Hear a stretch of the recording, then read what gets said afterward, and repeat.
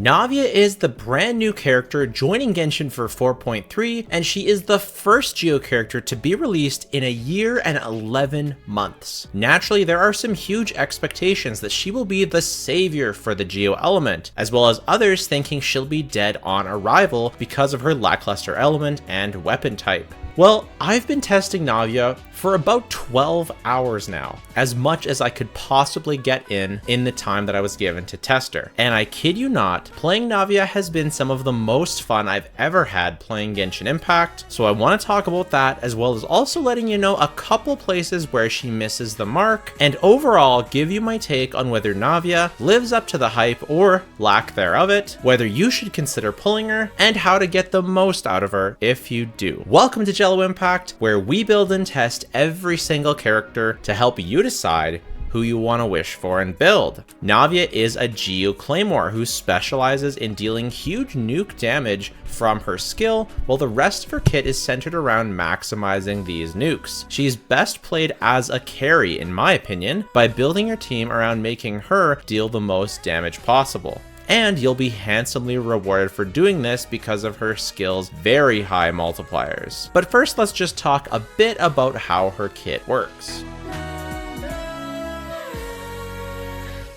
As you're playing Navia, bullets appear on the left of your screen every time someone on your team, including her, picks up a crystallized shard, or if Navia's burst hits opponents, you gain stacks. The more stacks, the more damage when you unleash your skill. These stacks have small and large bullets representing them, first building up to 3 small bullets, then becoming larger bullets up to 3 max large bullets. You don't need to fully charge your skill to get good damage on it, of course, and your first skill will almost always be max power by the time you get to it. Your skill also has the benefit of collecting crystallite shards near you as you hold it, although keep in mind it does happen really fast, so you don't need to hold it very long. After using your skill, you get a Geo infusion for your normal attacks. This allows you to get some nice chip damage in, finishing off enemies, and building up more crystallized shards for your next skill. Your burst's main purpose is to give your skill stacks. It doesn't have a huge energy cost and doesn't do an absolute ton of damage, but you do need at least a little ER to make sure it's consistently up. Unlike Ganyu's or Ayato's burst, its targeting isn't random on the field, it targets enemies specifically, which is a really nice quality of life because the burst never misses. Her biggest pro, and what makes her one of the better DPSs in the game, in my opinion, is her ability to front load a ton of damage. This translates into much faster clear times than an equalized DPS, and it's very satisfying to do. It's particularly noticeable on bosses that have specific windows when you can damage them, or enemies that are very mobile. The front-loaded nuke playstyle is what makes her the most satisfying character possibly in the entire game to me. It's like hitting Ride and Slash, but twice and with double the power. It's extremely fun. She is the first unit that I'm actually going to crown since Raiden, which I got Raiden over a year and a half ago. Her biggest con is her very narrow AoE. Similar to Novelette, the main AoE she does, it has some depth, but it doesn't go near as far as Novelette and isn't as wide. You're not going to be sniping enemies across the room with her shotgun or taking out big mobs. It does make sense, given this weapon type, that the AoE would work this way, but nevertheless, it makes her a lot better for bossing than for mob type chambers. This is fine though, in my opinion, because she doesn't have synergy with grouping anyways, because Geo units don't have synergy with Animo. And with smart positioning, she at least has some AoE, so you can deal with a more AoE focused chamber here and there without it being crazy annoying. It's maybe similar to Hu Tao's AoE if you think about that, maybe a bit better, I think, because you can line it up a little bit easier.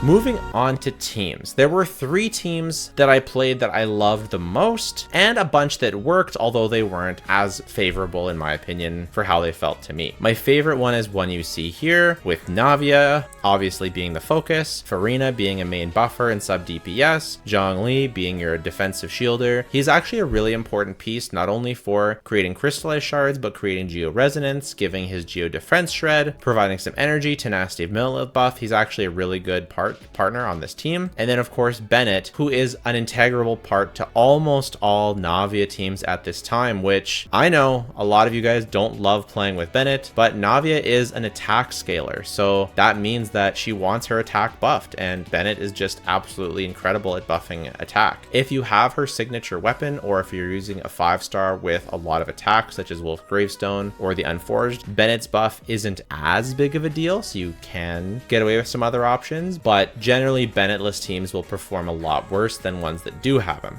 The rotation of this team, you'll generally want to start with Zhongli's skill, then Navia's burst, then Furina's skill and burst, then Bennett's skill and burst. You'll want to unload Navia's first skill, dealing her biggest chunk of damage, doing a few normal attacks, usually N3, which means 3 normal attacks, then dash, then 2 more normal attacks. Instead of doing all that on this, that's what you're normally going to do. On this particular team, you might want to take this time to swap out, maybe go to Furina quickly, go to Bennett quickly to get some more healing on some of your other characters before coming back to Navia, or maybe use Zhongli's burst to create some more crystallize, get a bit of healing on him, then go back to Navia, use her second skill, normal attack a couple times, and start over your rotation again.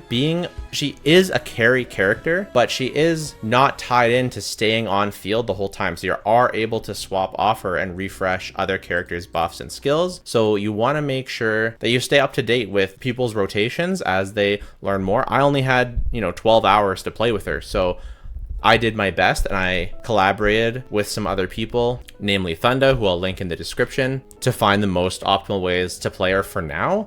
But because she is so flexible, you're definitely going to want to keep an eye out as to what develops, because there's definitely going to be more optimal rotations that develop over time. Anyways, this is a great team. You get huge nuke damage. I know I said 250k plus skills in the screenshot. When this team is firing at all cylinders, I hit 239k. That was with a level 9 skill. My Furina's skill and burst are not maxed out. My Bennett is not crowned, and my Navia is running a 2-piece artifact instead of her signature, and she doesn't have that crazy of crit damage stats. If you get all this together, I guarantee you'll be consistently hitting 250k plus charge shots on your crits. Absolutely. Another team I liked is basically the same bones, but you're placing Furina with Xiangling, more of a free-to-play side. It also allows you to free up Furina for your other side, which is very valuable. Navia is definitely not a character that needs Furina to function. She doesn't have any particular synergies with Furina. It's just that Furina is one of the most broken characters in the game, so she generally synergizes very well. On this team, you want to make sure that you have enough energy recharge on your Xiangling. Depending on your Navia's ER, you might want to go Favonius on Xiangling and Favonius on Zhongli, because this team doesn't create a ton of energy. The Furina one creates a bit more. Nevertheless, I really like this team. Cleared fantastically, and it's definitely not Xiangling carrying this team. She does a good sub DPS, off-field DPS amounts of damage, provides some crystallize, but she's not vaping,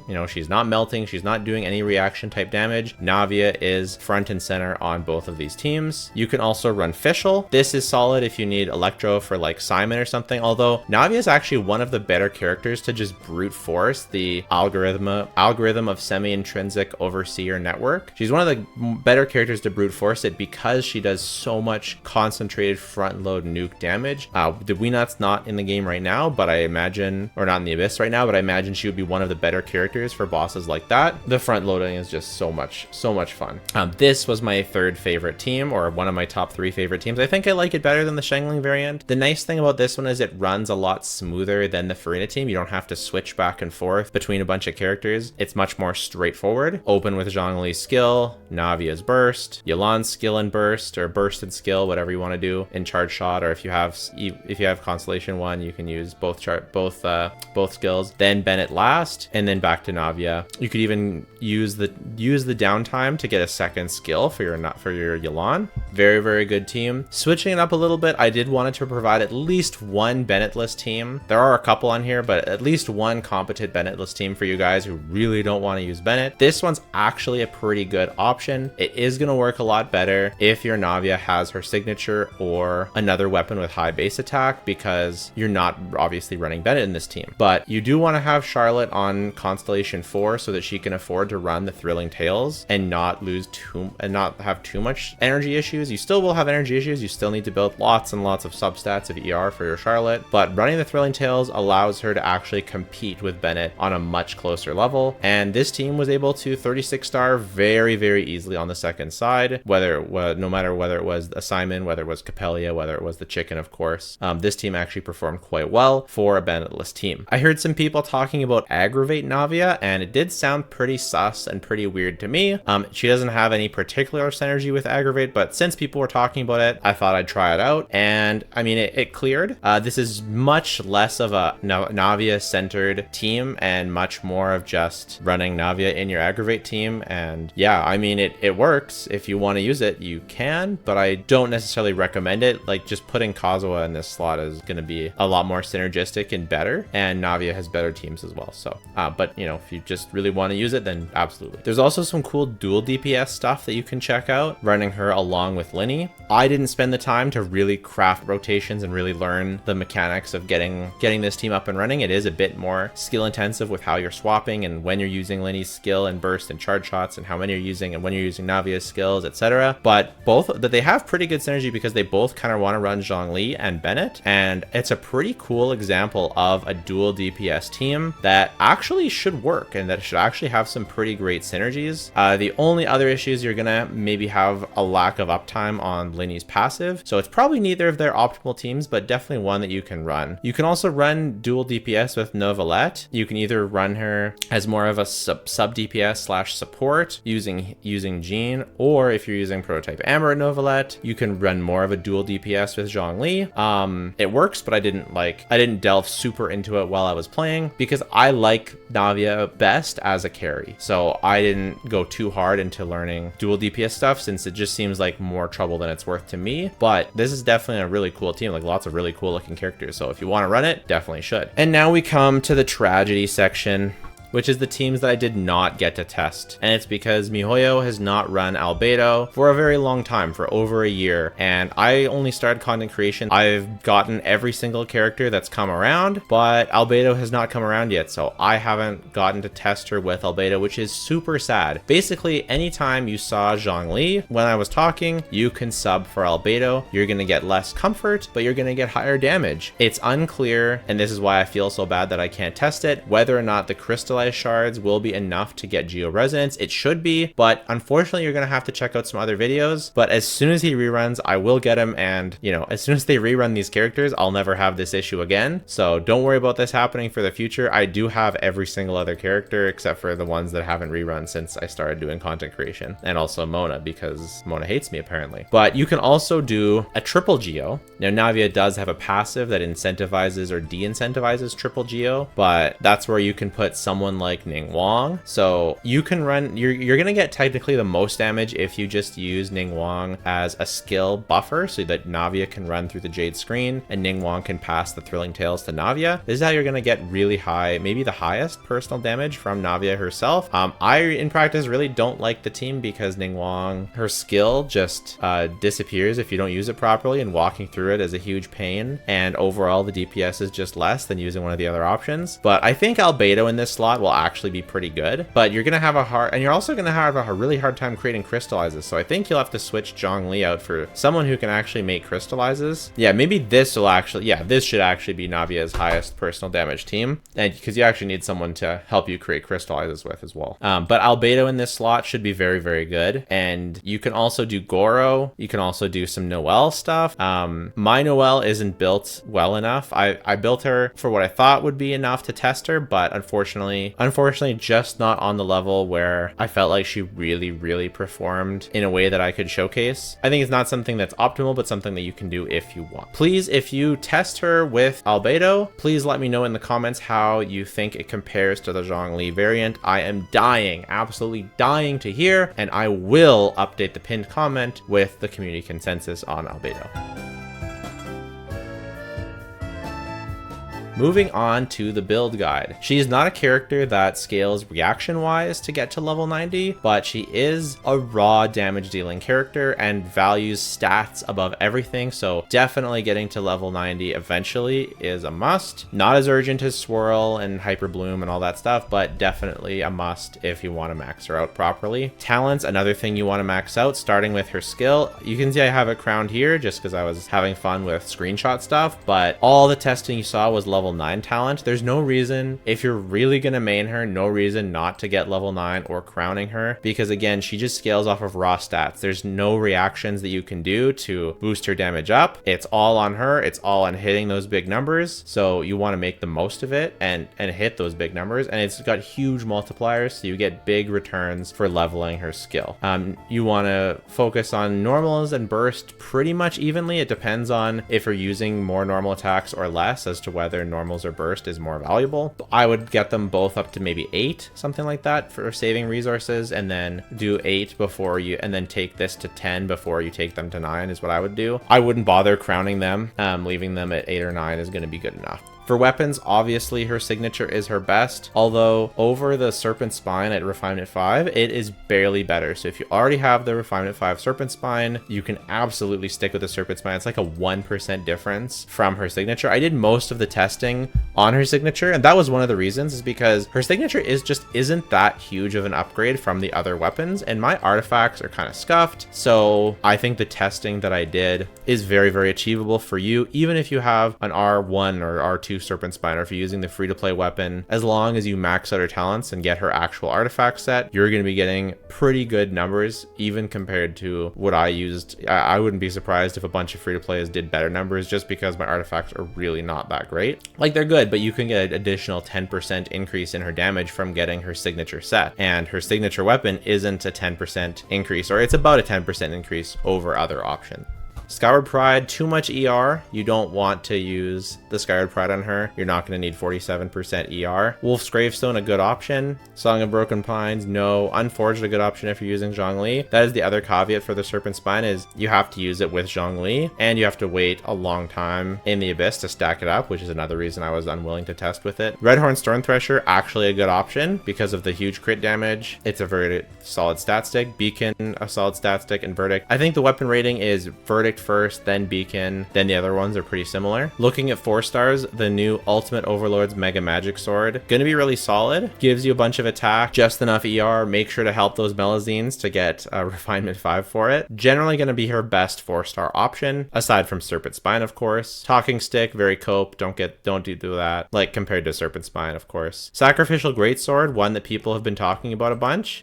It is good when you need the ER, but I personally don't really like it because I love the big nukes. So, and she doesn't really get crystallized shards fast enough to get the 3rd charge with a ton of power behind it. So it's not my favorite, but it is solid. Like, it clears, but it does feel like a downgrade in general when not using the Serpent Spine. Glenda, who helped me with a few things for this video, made a great little weapon chart here. Of course, there's a lot of factors like your team composition, your stats, etc., that go into a weapon chart like this, so don't take it as gospel, but you can look at it and get a general idea of what weapon you should go for based on what you have. For artifacts, her best set will be her signature set. It's about a 10 to 11% increase from all the other options, and it is even her best option, or it's really close to Mari Shusei, even in Farina teams. So if you're going to be a Navia main, definitely farm it. I definitely will. A 10 to 11% difference, that's basically the difference between going from a Wolf's Gravestone to her signature weapon, and you get that just from farming artifacts. So definitely worth it in my opinion, especially given that, again, her damage is all stats. You get that full 10% increase pumped right into your damage because it's not diluted by reaction damage or something like that. That being said, she can perform very, very well, as you've been seeing throughout this whole video, with a rainbow 2-piece. I've been just using a mix of Shimenawa and Golden Troop, which isn't even the best 2-piece you could be using, and she's still been slapping.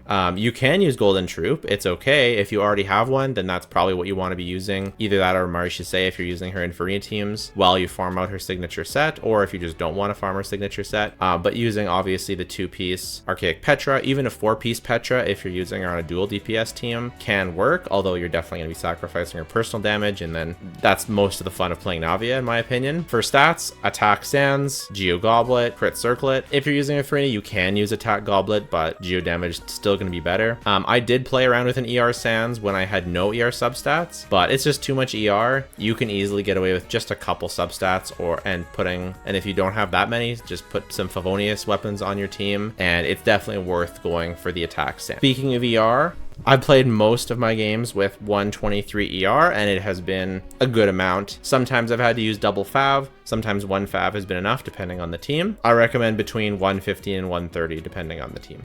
Just keep in mind also for your crit, be wary of using too little crit rate, because if you miss crits on your skills, you're going to be in trouble. You only get 2 skills per round, so definitely don't shy away from having enough crit rate. For vertical investment, constellations, I only go over early constellations because later ones it just gets insane. Her C1 gives her some extra energy. Pretty nice, but not super needed. I mean, you can obviously focus more on crit stats and not have to worry about energy at all. I don't know that this will, and you also get a cooldown reduction for your ult. I don't know if that could really reduce rotation time at all, because with a 15-second cooldown, you're only going to be ulting once per rotation anyways. So I don't exactly know. This feels a bit of a bait to me, especially it can only go down by 3 seconds, so like 12-second rotations. I guess you could do some weird funky 2 ults per Novelette rotation, do 24-second rotations. I have no idea. That's way too dank for me. Her C2 ups her crit rate for her skill. Pretty nice. Allows you to get away with building less crit rate. Just be careful. Definitely don't want to be using Marie Chassé if you have her C2, because you're definitely in 36 is a lot of crit rate. Like, I mean, if I had that, I could switch out this for a crit damage one. I know this doesn't have substats, but then we'd be looking at 36 more and a bit more if I had a real circlet. So I can see how that being good. I'm not exactly sure how much damage that ends up being, but of course, just giving you some crit stats kind of lame. Skill upgrade, and then you know, obviously the other ones are going to be reducing Geo-Res Shred and increasing. So I actually wouldn't, I don't know if I really recommend going hard on her constellations, but I never do. So definitely C2 and C3, they all seem like fine quality of life constellations if you simp for her, so you're definitely going to get something out of it, but they're not like, oh my gosh, gotta go after them high value constellations. I think going for her signature weapon will give you more value because it looks amazing. So I would definitely go for a signature weapon. For real vertical investment, you know, it's Farina C2. That's the best thing to do because it's going to increase and allow you to get her full buff faster, meaning you're going to buff Navia more. So I would prioritize Farina C2, then Nahida weapon, then Nahida constellation, not Nahida, Navia for your vertical investment. At least at this time. Who knows if we'll ever get another character that will support her better. Her power level, I would put her in the same tier as the majority of the really good 5 stars in the game, the A tier. I think her current DPS level is around most of the carries, not as good as Novelette or Alhaitham. If you put those I would kind of put those in maybe A+ tier, something like that. And she's with most of the other good carries in the A tier. Her big strength is her huge front load. Being able to front load that much damage and allow you to burst down bosses in a super tight window is really, really valuable and makes for a really powerful feeling character. If you play things right and you have really high investment, like you can cheese out entire rotations of time, making clears feel and actually be way faster than they have any right being. So very impressed with her for power level. But again, I don't think she reaches like Alhaitham and Novelette DPS levels, and her value is lower. So that's the next one. Account value. Her account value is DPS out of 10. She is a DPS. She does use Bennett, although there are a lot less characters that use Bennett these days. There's a lot less characters that use Zhongli these days, or Albedo. So she does like use some underutilized characters.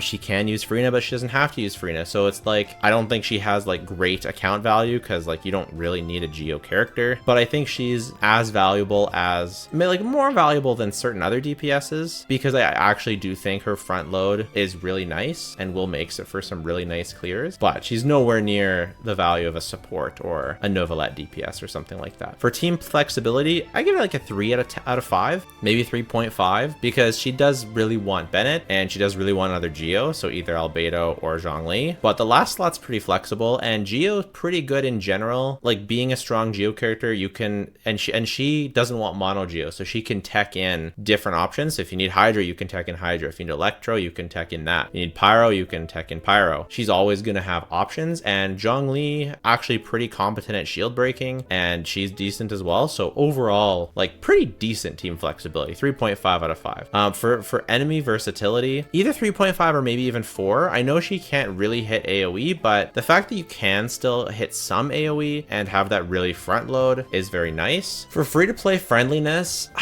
I think maybe 3 out of 5. She doesn't just work out of the box with 4 stars. Like, what are you gonna do? Bennett, Xiangling, Ningguang, Bennett, Xiangling, Geo Traveler. Like, if you don't have Zhongli or Albedo, it's gonna be pretty tough. I really didn't enjoy the teams that much. Maybe you just give up on the second Geo and you go Bennett, Xiangling, Farina. But she really wants that Geo Resonance and you really want those crystallized shards. So she's definitely a high maintenance kind of gal. Like, she wants her Geo partner, she wants her Bennett, she likes what she likes, she wants the proper weapon, you know, she wants good stats, she wants good artifacts. These are my artifact stats, by the way. They're not that good. Actually, okay, they're pretty good. They're pretty good, but they're not crazy, and it's not her signature set. So yeah, she's a character that you need to invest in. Maybe, yeah, I definitely couldn't give her higher than a 3 out of 5 for free to play friendly. Versus others, I think the biggest one that you could compare her, that people will want to compare her with, is with Ito. And unfortunately, as you saw, I don't have Ito.